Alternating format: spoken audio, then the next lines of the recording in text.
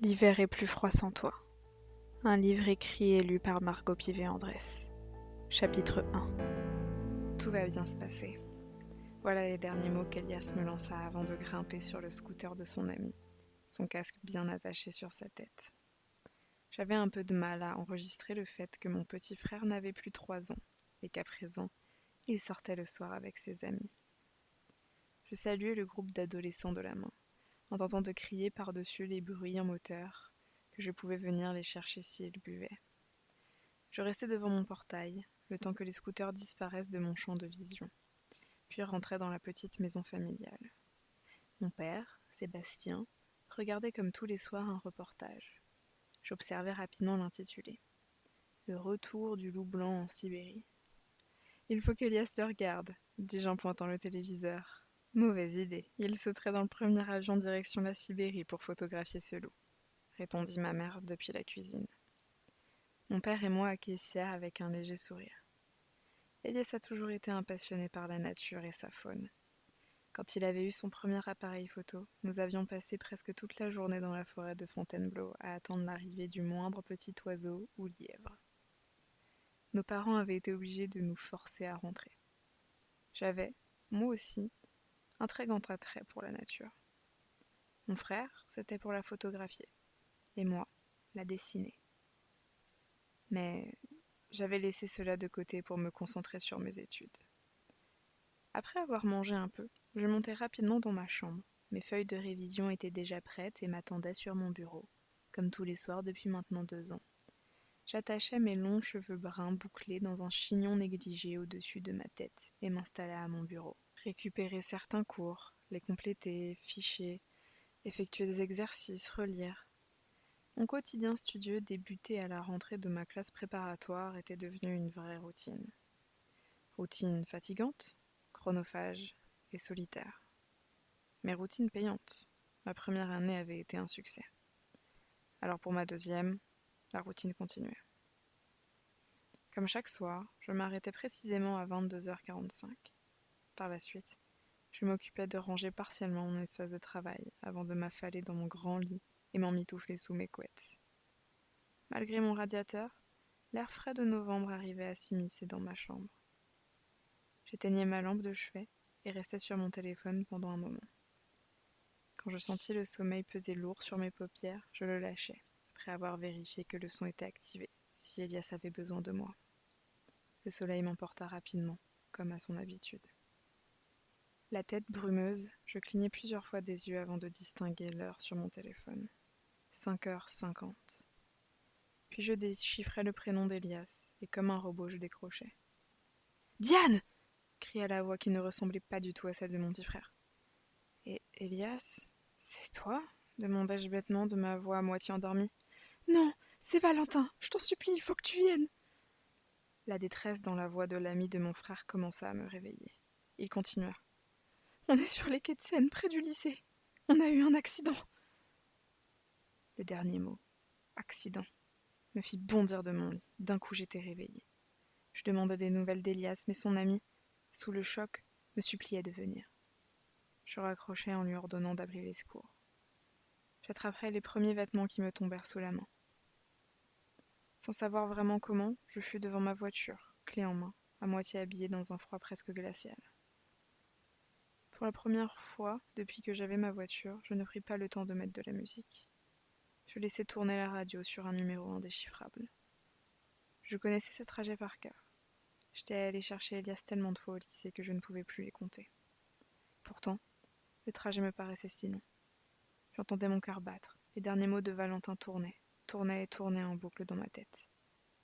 On a eu un accident. Tellement de questions se bousculaient. Tout était confus, brumeux, comme dans un rêve. Des lumières tournantes rouges et jaunes me sortirent de ma rêverie torturante. Au loin, à quelques centaines de mètres, j'apercevais une, puis 2 ambulances. Ensuite, je voyais des voitures bleutées et une voiture cabossée de partout. Un scooter juste en face du capot, à moitié ouvert, au sol, entouré de débris, un casque gris, la vitre brisée, du sang par terre, sur le pare-brise complètement troué. Je secouai la tête pour me concentrer et me garer. Je sortis de la voiture et une ambulance partit de la scène, sirènes et lumières allumées. En m'approchant, je distinguais plus clairement la scène horrifique. Le scooter de Valentin avait été comme balancé, mais celui de Baptiste, celui où était Elias, était celui encastré à moitié dans le capot de la voiture. J'accourus vers les premiers policiers de mon champ de vision. Je leur expliquai tout sauf calmement que mon frère était sur un de ces scooters. « Vous avez vu mon frère ? Où est mon frère ? Il va bien ?» leur demandai-je suppliante du regard et dans la voix. Les officiers me prièrent de me calmer et m'amenèrent devant la deuxième ambulance où un gamin aux cheveux bouclés était assis, le regard vide.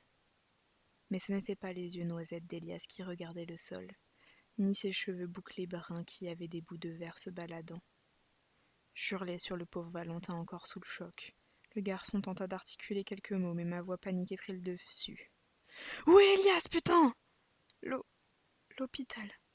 Il est parti avec Baptiste. Diane. Désolé. » Le gamin me regardait, les larmes aux yeux, bégayant qu'il n'avait pas bu, que c'était la voiture qui avait foncé sur eux. L'inquiétude prit réellement le pas sur mon empathie habituelle et j'ignorais les sanglots du garçon et demandai à l'ambulancier à quel hôpital était transféré mon frère et son ami. « Suivez-nous, on emmène le gamin et le conducteur. » Une civière s'inséra dans ma vision et l'ambulancier aida ses collègues à monter l'homme blessé au niveau du front, mais également des bras, avec des bouts de verre incrustés dans sa peau. Je détournai le regard. La tête baissée, je me hâtais vers le confort de ma petite voiture. Je laissai la radio tourner, opérai un demi-tour et m'arrêtai pour laisser passer l'ambulance. J'en profitais pour enfin mettre ma musique, coupant le présentateur radio parlant de la réintroduction des loups blancs en Sibérie. Ma musique se lançait quand il allait donner le nom de la ville où ils avaient été aperçus. J'augmentais le volume au maximum. Je ne voulais pas m'entendre penser, car je savais que mon cerveau allait partir dans les scénarios les plus extrêmes. Ces scénarios ne m'étaient d'aucune utilité à l'instant. Mon ventre était déjà noué, ma gorge sèche et mes mains tremblaient non pas à cause du froid. J'essayais de me concentrer sur le véhicule rouge devant moi, criant intérieurement sur chaque pensée évoquant les mots mort, corps ou que sais-je. Pourquoi devrais-je même m'inquiéter ? Elias mettait toujours son casque. Il était responsable. Nous l'avions acheté ensemble. Après que son ami avait eu un scooter, je l'avais accompagné et il avait tout de suite craqué sur ce casque gris argenté entouré de flammes. « Ça fait crâneur, lui avais-je dit. »« Il y a des flammes, Diane, répondit-il, les yeux remplis d'étoiles, admirant le casque entre ses mains. Je n'avais rien à craindre alors. Pourtant, mon angoisse était toujours là. Mon ventre, complètement noué, commençait à me donner la nausée. Les images de Valentin et du conducteur ensanglanté tournaient sans cesse devant mes yeux, et le visage de ce dernier était parfois remplacé par celui de mon petit frère. L'entrée de l'hôpital me sortit d'un coup de mes pensées terrifiantes. Une fois garé, je me ruai vers l'accueil, en essayant de garder mon calme. J'expliquai la situation en rattachant les bouts d'histoire que j'avais enregistrés. « Comment s'appelle le garçon ?» me coupa la femme sans me regarder. « Elias Loubet. Il est brun, cheveux bouclés, yeux noisettes. »« Quelle est votre relation avec le jeune ?»« Mon frère. C'est mon petit frère. S'il vous plaît, dites-moi qu'il va bien. » Derrière sa paire de lunettes, la femme me regardait enfin. « Mademoiselle, nous avons besoin des responsables légaux de monsieur Loubet. Alors si vous souhaitez voir votre frère, je vous conseille d'aller chercher vos parents. » Je tapais sur le comptoir avec mes clés en main et partis furieuse. Je tentais d'appeler plusieurs fois la maison, sans réponse. Je démarrai ma voiture et conduisis aussi vite que possible jusqu'à chez moi. Le trajet fut étonnamment court. L'angoisse avait été remplacée par la colère due à la froideur de la femme de l'accueil. Quand j'ouvris la porte, mes deux parents étaient debout, en pyjama, mal coiffés, téléphone à l'oreille, et c'est seulement là que je sentis mon mobile vibrer dans ma poche. Mes parents se mirent tous deux à me sermonner dans un brouhaha incompréhensible. Mais je coupai court. « Elias a eu un accident. Il faut qu'on aille à l'hôpital, » dis-je d'une traite comme si je lisais un prompteur. L'annonce eut l'effet d'une douche froide. Toute colère avait quitté les visages de mes parents. Le choc et l'angoisse l'avaient remplacé. En très peu de temps, nous nous retrouvâmes tous les trois dans la voiture familiale, en silence, et progressivement éclairé par les lumières du petit matin. Le silence était lourd, pesant. J'avais l'impression que jamais il n'allait s'arrêter. À l'arrivée, la femme qui m'avait reçue n'était plus là, et c'est un infirmier qui nous guida à travers les longs couloirs de la clinique.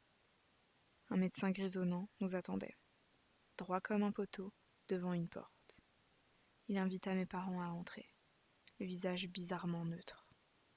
Quand j'essayais de pénétrer dans la pièce, l'infirmier m'invita à m'asseoir sur les chaises en face de la salle. D'un coup, la fatigue regagnait mon corps, et j'acceptais l'offre d'un geste de la tête. Je m'affalais complètement sur la chaise en bois, très peu confortable. Ma tête était si lourde, tout comme mes paupières. Je crus même que je m'assoupis. Pendant combien de temps ? Aucune idée. Depuis l'appel de Valentin, j'avais totalement perdu toute notion de temporalité. J'avais l'impression d'avoir vécu une journée entière. Tout s'était passé si vite et si lentement à la fois. Il y a quelques secondes encore, je dormais paisiblement dans mon lit. Il y a quelques minutes encore, je voyais au sol ce qu'il restait du scooter de Valentin. Il y a quelques heures encore, la poignée de la porte en face de moi tourna. Je clignai des yeux, endormi plusieurs fois avant de voir nettement mon père sortir de la salle. « Diane ?» Sa voix était brisée. Je levai les yeux, étonné d'entendre cette émotion. Il venait de prendre au moins 5 ans sur son visage. Chaque trait était marqué. Et ses yeux rouges et remplis de larmes, me firent trembler. Je n'avais jamais vu mon père pleurer en 20 ans de vie avec lui. Elias il marqua une pause. Je ne voulais pas qu'il prononce ce mot. C'était impossible, il ne devait pas, il ne pouvait pas. Il est parti.